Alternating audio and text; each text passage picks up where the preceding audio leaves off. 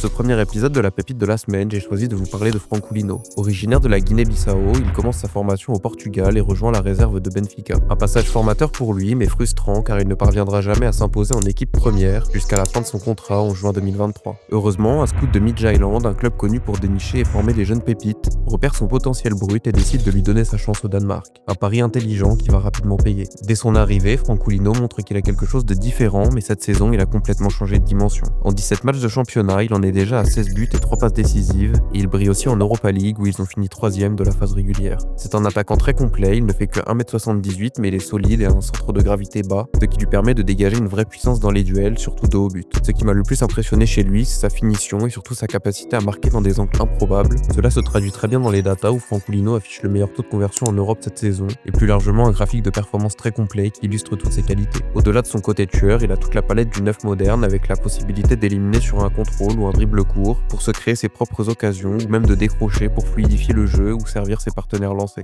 On sent encore un côté brut dans certains mouvements, notamment dans sa gestuelle ou ses prises de décision sous pression, mais c'est aussi ce qui rend sa marge de progression énorme. Aujourd'hui, plusieurs grosses écuries européennes suivent son évolution de près, notamment le Bayern qui se serait renseigné cet hiver et d'autres clubs allemands et anglais qui pourraient passer à l'action lors du prochain mercato. Pensez à vous abonner et dites-moi où vous le verriez signer cet été.